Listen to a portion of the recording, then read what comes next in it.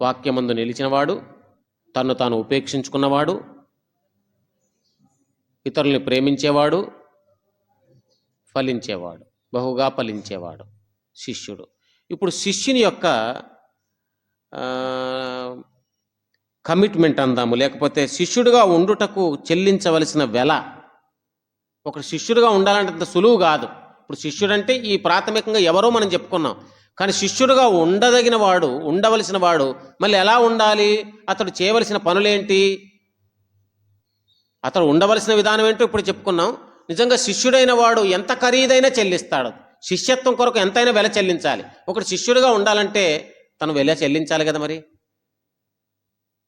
తప్పకుండా శిష్యుడు తను తాను త్యాగం చేసుకొని, తను తాను క్రమపరుచుకొని, క్రమశిక్షణలోనికి వచ్చి, తను కొన్నిటికి దూరంగా ఉండి కదా, శిష్యత్వం చేయాలి నేర్చుకోవాలనుకున్నప్పుడు అనవసరమైన అనేకమైన వాటికి దూరంగా ఉండి, బద్ధకాన్ని విడిచిపెట్టి, బలహీనతలను విడిచి గురువు దగ్గరికి రావాలి. గురువు అంటే సంస్కృతంలో అర్థం చీకటిని పారద్రోలేవాడు అని అర్థం. అజ్ఞానాంధకారములో ఉన్న శిష్యుడిని గురువు ఆ అజ్ఞానాన్ని, అంధకారాన్ని తొలగించి వెలుగు మార్గంలోకి నడిపిస్తాడు. కాబట్టి వెలుగులోకి రావడానికి తను తాను సిద్ధం చేసుకోవాలి, దానికి వెల చెల్లించాలి. ఇక్కడ మరలా లూకాసు వార్త 9:23 చదవండి. అంటే ఇందాక చదివిన మాటకు అనుగుణంగానే ఉంది అది కూడా. లూకాసు వార్త 9:23. ఆయన అందరితో ఇట్లా అన్నాడు, ఎవడైనా నన్ను వెంబడించగోరిన ఎడల తన్ను తాను ఉపేక్షించుకొని, ఇదిగో ఇది కాస్ట్, వెల చెల్లించిన ప్రతి దినము శిష్యుడిగా ఉండాలి. శిష్యుడైన వాడి యొక్క పనులు ఇప్పుడు ఎలా ఉండాలి, శిష్యుని యొక్క వెల చెల్లించుట అనేది ఏ ఏ విషయాల్లో అన్నది ఇప్పుడు మీకు నేను జ్ఞాపకం చేస్తున్నాను. నువ్వు నిజంగా శిష్యుడిగా ఉంటే ప్రతి దినము ఆయన్ని వెంబడించాలి. ఆదివారం భక్తులం కాదు మనం, బుధవారాలు శుక్రవారాలు కూడా సరిపోదు, కానీ ప్రస్తుతానికి అంతే పెట్టుకున్నాం మనం. కానీ ప్రతి దినము వెంబడించమంటున్నాను. లూకా 9:23 ఏం చెప్పబడుతుంది, ప్రతి దినము ఆయనను వెంబడించండి. అపోస్తుల కార్యములు 2వ అధ్యాయము 46వ వచనం. వారు ఏక మనస్కులై ప్రతిదినము దేవాలయములో తప్పక కూడుకుంటున్నారట. ఆది సంఘం ప్రతిదినము కూడుకుందట. మనం ఆదివారం వస్తే పెద్ద భక్తులం అనుకుంటాం, మనం వారానికి ఒకసారి క్రైస్తవులు అయిపోయాం అనుకుంటాం మనం. కానీ ప్రతిదినము దేవాలయంలో కూడుకున్నారట ఆది సంఘము. అంటే ఉదయాలు పనికి వెళ్ళి ఉండొచ్చు, సాయంత్రాలు కూడుకొని ఉండొచ్చు వాళ్ళు, కానీ ప్రతిదినం మందిరంలోకి రావాల్సిందే. వారి యొక్క క్రమం అంతే అది. ప్రతిదినము దేవాలయంలో. మళ్ళీ ఎంతమంది ఉన్నారట వారు? 3120 మంది, 3120 మంది ప్రతిదినము దేవాలయంలో కూడుకున్నారట. ఎందుకంటే ముందు 120 మందితో స్టార్ట్ అయింది, తర్వాత 3000 మంది రక్షణలోనికి వచ్చారు. మొత్తం 3120 మంది ప్రతిదినము దేవాలయంలో కూడుకున్నారట. ఏదో 2-3 కలుసుకున్నారండి అన్నది కాదు అది. ప్రతిదినము ప్రభువును వెంబడించుటకు మనం వెల చెల్లించాలి. శిష్యుడు తప్పకుండా ఆ కాస్ట్ను భరించాలి, ఆ వెలను చెల్లించేవాడుగా ఉండాలి. నేను పిలువబడ్డానండి, ఇదిగో శిష్యత్వ లక్షణాలు నాలో ఉన్నాయంటే ఇంకాస్త ముందుకెళ్తే నిజంగా నువ్వు శిష్యుడవైతే నీలో ఇలాంటి లక్షణాలు కనపడాలి. సరే, మందిరంలో కూడుకోవడం కుదురుతలేదనుకుందాం, కొన్ని పనులను బట్టి, లేక మనకు నియామక దినాలు కూడా ఒక 2-3 కలిగి ఉన్నాం కాబట్టి కుదురుతలేదు. కనీసం శిష్యుడిగా ప్రతిదినం వెంబడించడం అంటే నీ జీవిత విధానంలో ప్రతిదినం వెంబడించాలి. నువ్వు ఎక్కడికి వెళ్ళినా క్రైస్తవుడుగానే ఉంటావు, శిష్యుడుగానే ఉంటావు. ఎక్కడున్నా కానీ యేసును వెంబడించే వ్యక్తిగానే ఉంటావు. యేసును వెంబడించుట అనేది అనుదినము ప్రతిదినము జరగవలసింది. 3 నెలలకోసారి, 6 నెలలకోసారి, ఆయా సమయాల్లో కనపడే అకాల క్రైస్తవులు, లేక సీజనల్ క్రైస్తవులు, పండగ క్రైస్తవులు, వీలు ఉన్నప్పుడు వచ్చేవాళ్ళు, వీలు లేనప్పుడు డబ్బు సంపాదనలో పడిపోయేవాళ్ళు. ఈ దినం యేసును, 2వ దినం సాతాను, 3వ దినం మనిషిని, 4వ దినం లోకాన్ని, 5వ దినం అన్యుణ్ణి, 6వ దినం ఇంకేవో వ్యాపకాల్ని వెంబడించేవాడు శిష్యుడు అవడు. ప్రతిదినం ఆయన్ని వెంబడించడం కొరకే సిద్ధపడుతూ ఉండాలి. ఆదివారం ఓ రకం, సోమవారం ఓ రకం, మంగళవారం మరో రకం అన్నట్టుగా బతుకుతారు. బుద్ధి బుధవారం దాకా ఉండదు అంటారు కదా, ఉండదు కొంతమంది బుద్ధి. మందిరంలో పెద్ద భక్తుల్లాగా ప్రభువా అంటారు, ఓ చేతులు వేస్తుంటారు, డ్యాన్సులు వేస్తుంటారు, లేకపోతే స్తుతులు గట్టిగా చెల్లింతుంటారు. బయటికి వెళ్ళారంటే అంతే సంగతులు. ఇక శిష్యత్వపు లక్షణాలు కనపడవు. ప్రతిదినము శిష్యుడుగా ఉండుట అంటే ఎంత క్రమశిక్షణ అవసరము, ఎంత విధేయత అవసరము, ఎంత లోబడుట అవసరము. ప్రభువును ప్రతిదినము వెంబడించుట అనేది మనము చెల్లించవలసిన ప్రాథమికమైన వెల. అది కష్టంగానే ఉంటుంది, కానీ నువ్వు ప్రతిదినం ఆయన్ని వెంబడించుట నేర్చుకోవాలి. ఈ అటుగాని ఇటుగాని వాళ్ళకి ఇటు శిష్యుడుగా సరిగ్గా లేకపోతే అటు లోకంలో పోద్ది, ఇటు సంఘంలో పోద్ది సాక్ష్యం. నిజంగా నువ్వు శిష్యుడు కాదనుకో, నిన్నెవరు సంఘంలో ఎలాగ నీకు ఏం వాల్యూ ఉంటుంది, యేసుప్రభు దగ్గర ఏం వాల్యూ ఉంటుంది, పోనీ అలాగని లోకంలో ఏం వాల్యూ ఉంటుంది, యేసుప్రభు అన్నావు, నమ్ముకున్నావు, ఇవన్నీ కాదన్నావు కదా, అటు ఇటుకి అంటారు కదా, రెండింటికి కూడా చెడిపోతావు. రెండింటికి చెడిపోయిన వాళ్ళు ఉంటారు కొంతమంది. లూకాసు వార్త 14వ అధ్యాయానికి రండి. మరొక 3 విషయాలు అక్కడ నేను జ్ఞాపకం చేస్తాను. లూకాసు వార్త 14వ అధ్యాయము 26వ వచనం, 25, 26వ వచనం. నీ ప్రాణాన్ని కూడా అన్నాడు అక్కడ, తన ప్రాణమును కూడా ద్వేషింపకుంటే వాడు నా శిష్యుడు. మరి శిష్యుడు అవ్వాలంటే ఎంత కష్టం చూడండి, ఎంత కాస్ట్, ఎంత వెల చెల్లించాలి. మరి ఎలాగా? మరి పిల్లల గురించి ఆలోచించకూడదా, భార్య గురించి ఆలోచించకూడదా? ఏమండి, నా దగ్గరకు వచ్చి తండ్రిని, తల్లిని, భార్యను, పిల్లల్ని అంటున్నాడు ఏమిటి అంటే వాళ్ళని వదిలేయమనా, సన్యాసిలాగా తిరుగుమనా? యేసుప్రభు ఉద్దేశం అది కాదు కదా.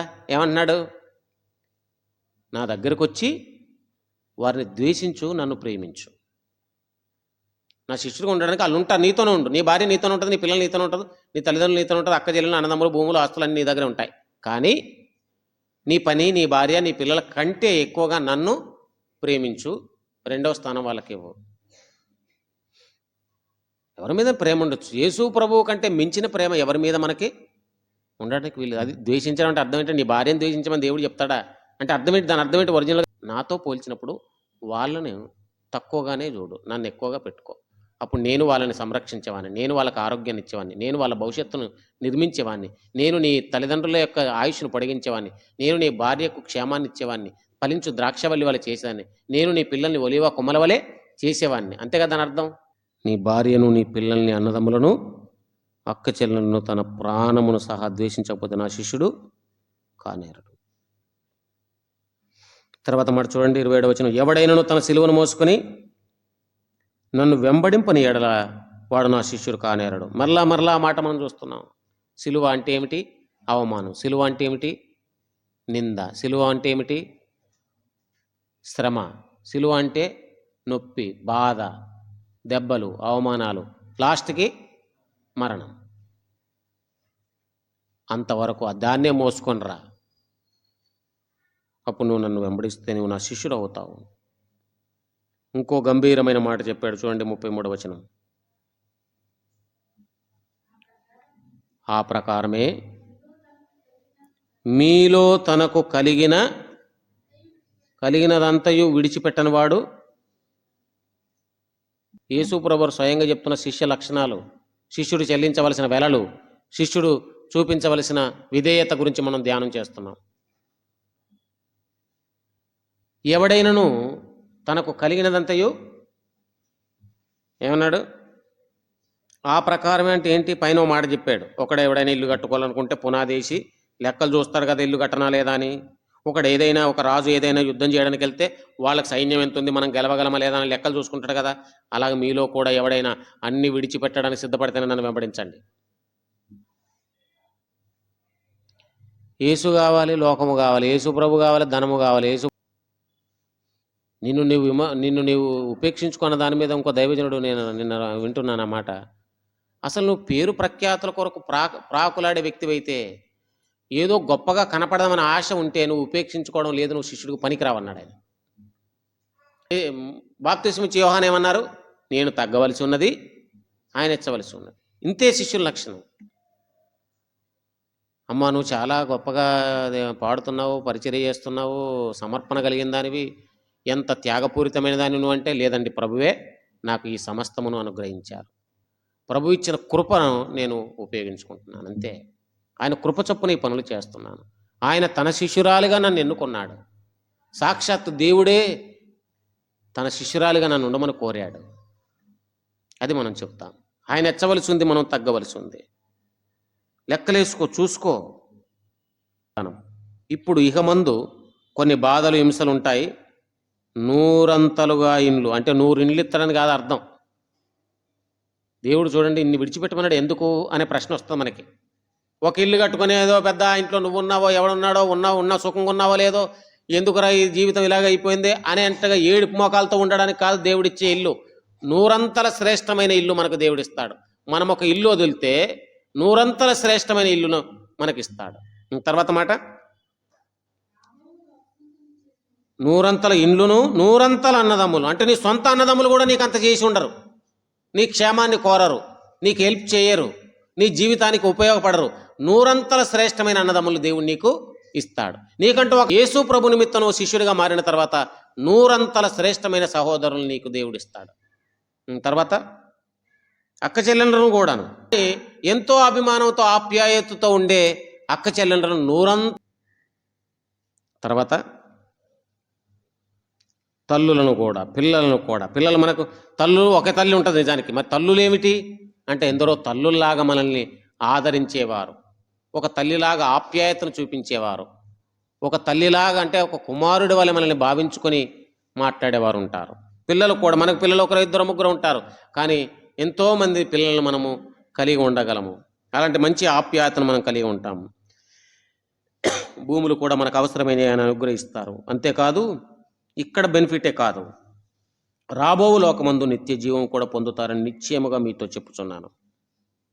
ఎంత గొప్ప వాగ్దానం అండి శిష్యుడికి. శిష్యుడు నిరాకరించబడ్డవాడు కాదు. ఇక జీవితం అంతా ఇలాగ పోద్దని కాదు. శిష్యుడు అనగానే అన్ని వదిలిపెట్టుకోవడం, ఉపేక్షించుకోవడం, దిక్కుమాలిన జీవితం లాగా ఉంది ఏంటండి ఇదంతా, ఏదో సాధు సన్యాసి కంటే అన్యాయంగా ఉందన్నట్టుగా ఉంటుంది. ఒక్కొక్కటి సగమే తెలుస్తుంది. కానీ 100 జీవితము, రెట్టింపైన ఆశీర్వాదం అంటాం చూసేవా, అసలు రెట్టింపేంటి 100 అన్నాడు అక్కడ. అంత ఫలభరితమైన అంత గొప్ప స్థితిని దేవుడు తన శిష్యులకు ఇస్తున్నాడు.